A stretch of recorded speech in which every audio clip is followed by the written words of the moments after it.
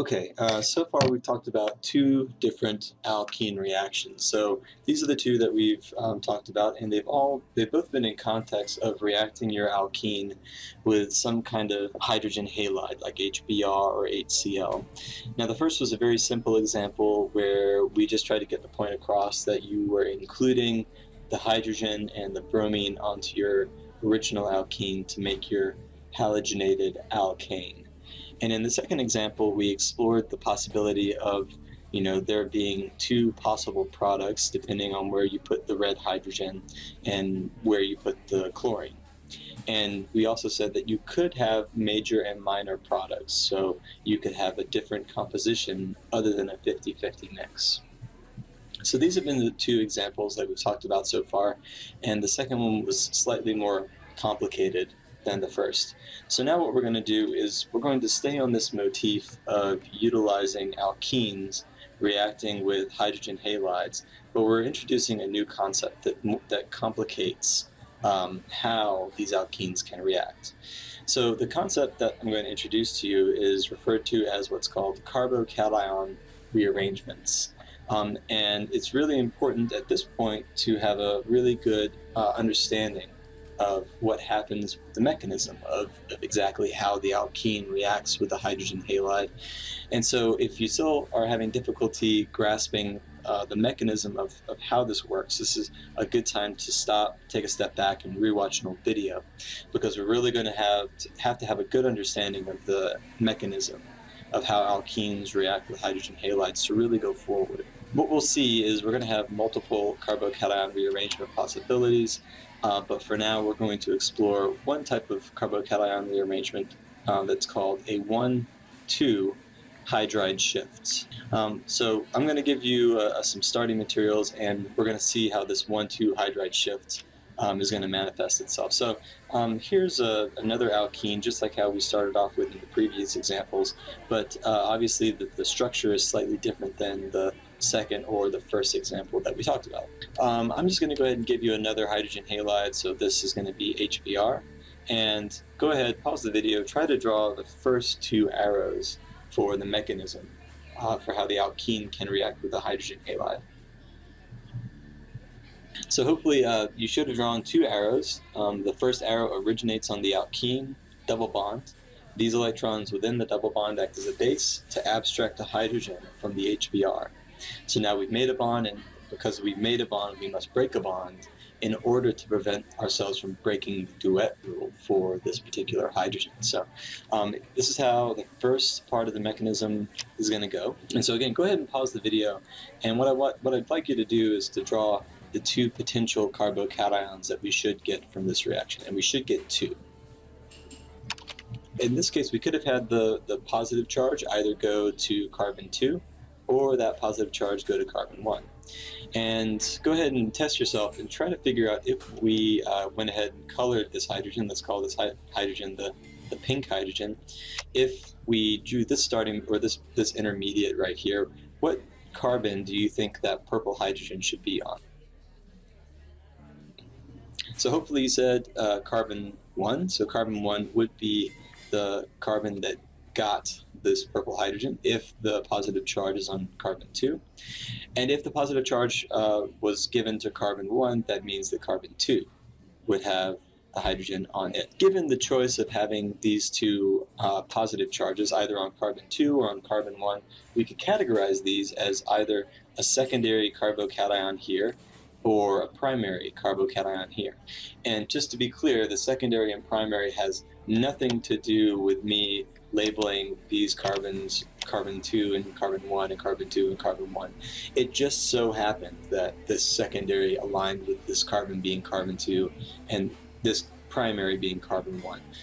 Remember, the way that we categorize carbocations is by the non-hydrogen, the direct non-hydrogen substituents that are attached. So in this case we have 1 and 2 direct substituents, and here we have only one direct substituent that's not a hydrogen. So in this case we would have a secondary versus a primary. The second skill that you have to be able to do is say, well, if you had to choose between these two carbocations, which one would be the major intermediate, the one that's lowest in energy and easiest to form? And we said that tertiary carbocations were more stable than secondaries, which were more stable than primaries. And so that's going to hold true here as well. So this is going to be much more stable than the primary carbocation. So if you had to choose between the two, you would show that this guy is being the major intermediate. Okay, so that's all kind of old stuff. So now that we've gotten to this point, this is where the carbocation rearrangements are going to come into play, and specifically what's called this 1,2 hydride shift. So what I'm going to do is I'm just going to redraw this molecule and put it down here. And so now we can talk about this molecule a little bit more. I'm just going to go down. So yeah, I'll just kind of go down a little bit more. That's good. Okay, so I'm going to show this secondary carbocation, and we said that if you have to choose, this one's the more stable and more apt to form. For these carbocation rearrangements, it turns out that hydrogens can kind of do a little bit of a hopscotch maneuver. They can move to the left or move to the right. But they're kind of like pawns in chess, where they can really only move one step at a time. So this hydrogen right here could move to the right to kind of quench this positive charge, or let's say this purple hydrogen could move to the left to try to quench the positive charge. So let's go ahead and try to move both of these hydrogens and see what might happen. So I'm going to move this hydrogen to the right by 1. Let's try to do the opposite as well. So let's see what would happen if we tried to move that purple hydrogen instead. So now what we're going to do for the bottom one as well is we're going to try to see what happens if we move that hydrogen over 1 and draw the product of that as well. So go ahead and pause the video and try to redraw the product of moving this hydrogen 1 to the right and this hydrogen 1 to the left. Okay, so for the top example, if that hydrogen moved to the right by 1, this carbon right here is going to end up getting a positive charge. Another thing you have to remember is, again, the implicit hydrogens. And if you think about this carbon right here in the center that has that positive, it has a positive, but it also has one implicit hydrogen on it, because 4 minus 3 would be plus 1. So now, after we do this kind of shift, this 1,2 hydride shift, this hydrogen is going to be moved over 1, and we're actually going to have 2 hydrogens on this carbon and a positive charge on the carbon in the center right over here, where it used to be neutral. And so now we kind of have to explain this 1,2 bit.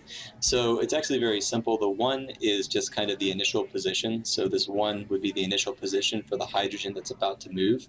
And the 2 is the final position. So really all the 1,2 is kind of telling you for the 1,2 hydride shift is 1 is the start position and the 2 is the stop position. So really it's saying you have an initial position, which is the 1th position, and all this guy can do is move by 1. So it's just like a pawn in chess. So on this blue carbon, we have 1 non-hydrogen substituent right there, 1 non-hydrogen substituent right there, and 1 non-hydrogen substituent right here. So that's 1, 2, 3. So overall, this guy is going to be a tertiary carbocation. And if you compare the tertiary carbocation to the secondary, then you can go back to that stability spectrum, and we found that tertiary carbocations are more stable than the secondaries. Okay, so now if we try to go down below, I think at this point this is kind of going to start unraveling a little bit. You should probably be able to see where we're going to head with this second line of reasoning. But if we actually move this purple hydrogen over by 1, we're going to get 1 purple hydrogen that kind of tacks on to the original implicit white hydrogen, and we're also going to get a positive charge on this carbon right here. So in terms of 1,2 hydride shift, this would be the 1th position, and this would be, the 2nd position, or the stop position. And then at the end of the day, we can classify primary, secondary, tertiary, and we find that this is a primary carbocation. So primary, and it's going to actually be less stable. So comparing to our original molecule, which was this guy right here, this molecule started off as a secondary carbocation. And the molecules that we're going to deal with, they're always very opportunistic. If they can do something to kind of make themselves more stable, they're going to take that out. And so if the molecule does this pathway, it's really not getting more stable, it's getting less stable. So the molecule is really not going to try to go this way. So this is actually a pretty bad move for the molecule to make. It's not going to do this, it's going to make it lose its chess match. So, however, on the other hand, with this top example, if we can go from a secondary to a tertiary, this guy is way more stable than the secondary, and so this is actually a very nice move. So this is a good move for the molecule to make. So now what's going to happen is once this molecule goes from secondary to tertiary, the carbocation that we formed is still an intermediate. So this is going to be an intermediate that can then be attacked by the Br minus. So Br minus is still in solution, and the carbocation has kind of done this kind of little rearrangement, and we can actually predict a final product. And this is, kind of a direct compare and contrast to the product that we would have gotten if we had reacted Br minus with this molecule up above. So let's say if we had reacted Br minus with this molecule right here, it's obvious after you compare and contrast these two molecules that these are definitely different molecules. So just like before, we said we could have major and minor products. It's the same kind of idea here, where this is going to be a very minor product, and this is going to be a major product. So we could then categorize all possible products. So if we had the bromine actually interacting with the top molecule, we could have had something like this. So we have really three potential products, and this top product is going to be very minor, and then we have minor, and then major. So really you could kind of categorize all potential products, but really at the end of the day, we're really only interested in the major product that we can get for any reaction. So if you're given this kind of a question on a quiz or an exam, and you were asked to predict the major product, this would be the correct answer, incorrect answer, and then this would be the most incorrect answer. Okay, so again, at the end of the day, it all goes back to carbocation stability and the modes that the molecule can try to, invoke to make itself a little bit more stable. And the 1,2 hydride shifts that's all they really are. It's just a way for the molecule to make themselves more stable.